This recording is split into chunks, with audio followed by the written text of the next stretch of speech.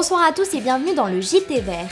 L'opération été du ministère de la Culture et de l'Environnement consiste à mettre en avant l'utilisation des paniers traditionnels de nos artisans locaux en remplacement des sacs plastiques à usage unique. On revient sur l'opération de cette année qui vient de se terminer juste après le générique.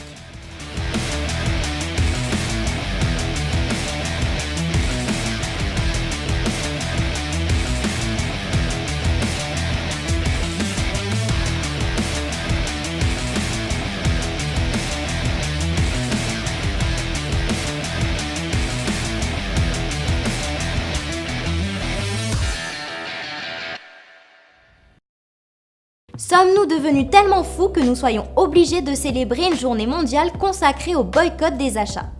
Lancée en 1992 au Canada en réponse au Black Friday américain, cette journée permet aux associations d'alerter le grand public sur l'impact social, environnemental et économique de notre façon de consommer.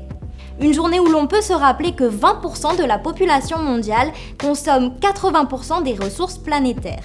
L'idée n'est pas de culpabiliser, mais de prendre conscience de notre consommation. D'abord de réduire nos achats impulsifs en se posant toujours la question « en ai-je vraiment besoin ?» pour devenir ensuite un consommateur faisant des choix responsables sur la provenance des produits, le mode de production ou les impacts environnementaux et sociaux.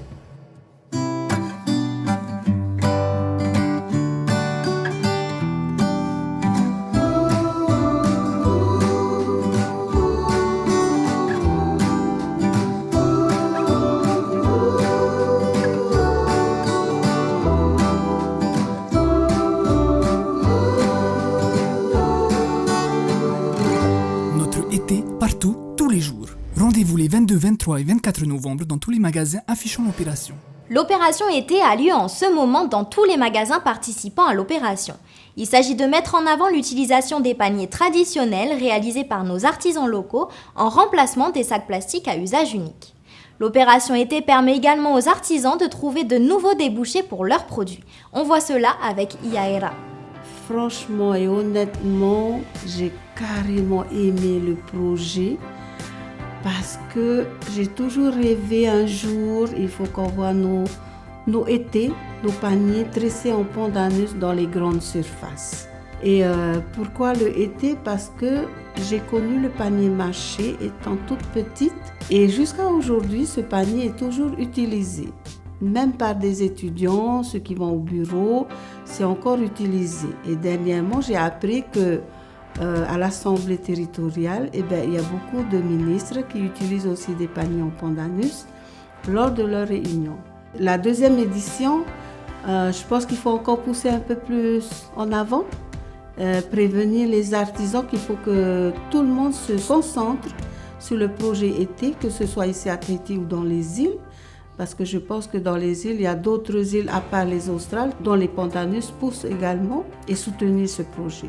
Le panier tressé en pandanus, d'ici quelques années, ça va se pourrir peut-être, mais c'est biodégradable.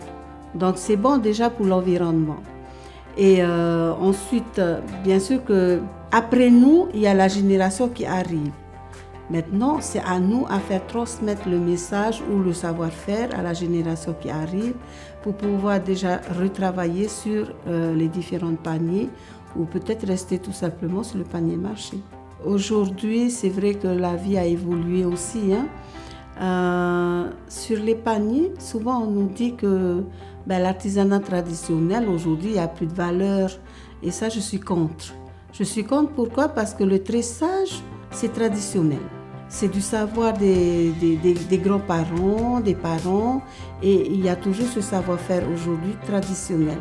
Par contre, les modèles qu'on voit aujourd'hui, les modèles sont modernisés. Donc il y a toujours le traditionnel et la modernité qui collent à côté. Donc je pense qu'il faut créer, il faut chercher d'autres modèles parce que la clientèle aime beaucoup tout ce qui est nouvelle création.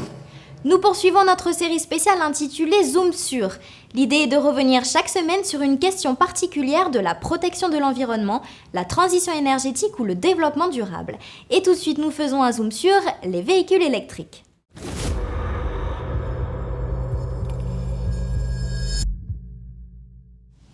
Pour les voitures électriques, l'autonomie est le sujet qui revient le plus souvent chez les acheteurs potentiels. Est-ce que les batteries vont durer longtemps ? L'autonomie moyenne des voitures électriques commercialisées actuellement varie de 150 à 400 km, ce qui permet de répondre à un maximum de trajets quotidiens. On peut même faire le tour de l'île de Tahiti sans recharger la batterie. L'autonomie de la voiture dépend également du comportement du conducteur. Une conduite posée, sans accélération intempestive, peut être qualifiée d'éco-conduite par l'ordinateur de bord du véhicule. De même, pour augmenter l'autonomie et éviter les pertes d'énergie, les ingénieurs automobiles ont inventé des systèmes de récupération d'énergie au freinage. En clair, lorsque vous freinez, la voiture produit de l'énergie qui est stockée dans les batteries. Enfin, en cas d'urgence, il est toujours possible de recharger vos batteries sur les 10 points de recharge publics que l'on retrouve à Tahiti. Prochain rendez-vous la semaine prochaine pour la suite de notre série spéciale sur les véhicules électriques. Vous pouvez également retrouver ce zoom sur notre page Facebook. Voilà les amis, le JT Vert est maintenant terminé. Nous espérons que vous avez passé un agréable moment avec nous. Vous pouvez retrouver notre émission sur le replay de TNTV ainsi que sur les réseaux sociaux du JT Vert. Souvenez-vous d'utiliser votre été partout, tous les jours. À très bientôt, au revoir.